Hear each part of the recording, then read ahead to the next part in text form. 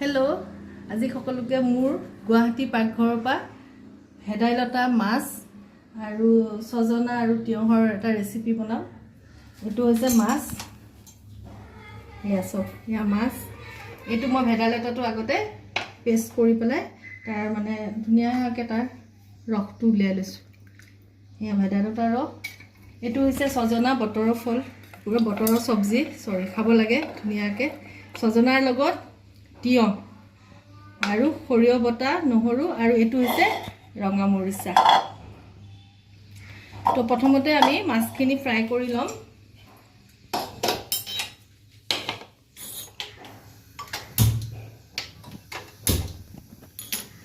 প্ৰথমতে আমি মাছটো ফ্ৰাই কৰি লম।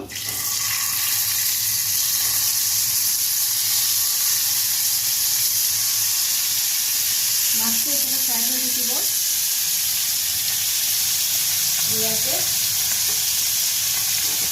তাৰপাছতে এফালে আমি অকণমান তেল দি থৈছোঁ। বহুত তেল দিব নালাগে ভেদাইলতা বনাওঁতে, কম তেলতে আপোনালোকে বনাব পাৰিব। মই আদা নহৰু পেষ্টটো বনাই থৈছোঁ। আদা নহৰু পেষ্টটো মই ইয়াতে দি দিম।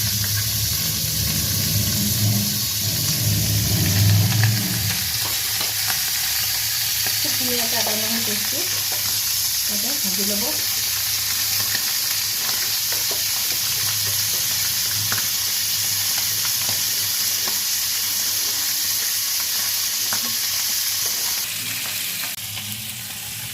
এতিয়া নহৰুখিনি ধুনীয়াকৈ একদম কম তেল দি বনাব। তেল একদম মানে একেবাৰে অকণমান দিব, বেছি তেল দিবই নালাগে।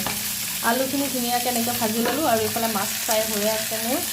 এইখিনি যেতিয়া আলুখিনি এনেকৈ ফ্ৰাই হৈ যাব তেতিয়া আপোনালোকে পিচি ৰখা ভেদাইলতাৰ ৰসটো ইয়াতে ধুনীয়াকৈ ঢালি দিব। সকলোৱে বনায়ে বাৰু, তথাপিও মইনো কেনেকৈ বনাওঁ তাকে দেখাইছোঁ আপোনালোকক। খুব ভাল লাগে, পেটৰ কাৰণেও ভাল ভেদাইলতাটো, ঔষধি বস্তু আৰু আমাৰ। নহ'লে মাছ ফ্ৰাই হৈ আছে, এইখিনি বস্তু ৰেডি কৰিয়ে ৰাখিছোঁ, বনাম। সৰিয়হটো যেতিয়া মানে সজনাৰ লগত বনাব নহয়, বহুত পিচিব নালাগে দেই, কমকৈ থেতেলিয়াই ল'ব। এয়া কি সুন্দৰকৈ উতলিছে। মাছখিনি মই ইয়াতে দি দিম। মই কিন্তু ইয়াতে জালুকৰ গুড়ি অকণমানো দিছিলোঁ দেই, সেইটো বাৰু ভিডিঅ'ত দেখুওৱা নহ'লে আপোনালোকক। জালুকটো মানে অকণমান থেতেলিয়াই ইয়াতে দি দিছোঁ। এয়া ভেদাইলতা আৰু এতিয়া মাছ ইয়াতে দি দিম। মাছ অলমষ্ট ফ্ৰাই হৈ গৈছে মোৰ, ইয়াতে দি দিম এতিয়া মাছখিনি। এয়া ভেদাইলতা উতলি আছে। তো এতিয়া মই কি কৰিম, এয়া মাছটো মই ইয়াতে এটা মাছটো ইয়াতে মই ইয়াতে দি দিলোঁ। এয়া চাওক, খাবলৈ যে কি টেষ্টি হ'ব। এয়া এনেকৈ দি দিলোঁ। তাৰপাছতে আৰু অলপ পাছত কমপ্লিট হৈ যাব মোৰ এইটো। আলু অলপমান ভাঙি দিম ইয়াতে। এইফালে মই কেৰাহীত তেল দিছোঁ, এক ফুটা নহৰু দি চাইছোঁ। মই এনেকৈ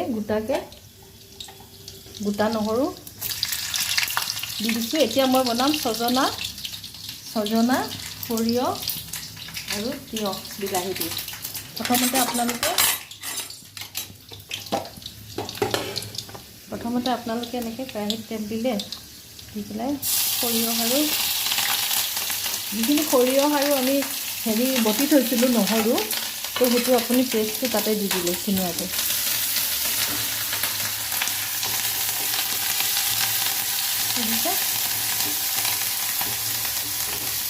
খুব ধুনীয়া লাগে। মোৰ ভাইটি এটাই বনাইছিলে, তাৰ চায়ে এইটো শিকিছোঁ ৰেচিপিটো মই। এইফালে কিন্তু একদম বঢ়িয়া উতলি আছে। ইয়াতে মই বিলাহী দিলোঁ, নিমখ হালধি দিব। তাৰপাছত সুন্দৰকৈ এটা পেষ্ট বনাই ল'ব।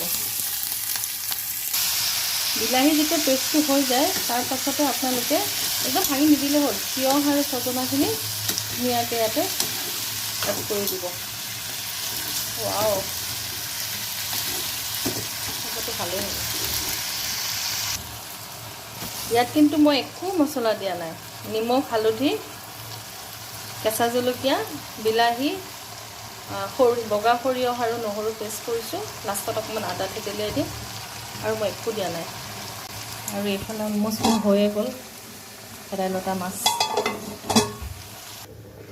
এয়া ছজনা আৰু সেয়া কি কয় তিয়হত অলপ উতলি আছে, অলমষ্ট হৈ যাব আৰু থপথপীয়া কৰি দিম, অলপ গ্ৰেভি কৰি দিম।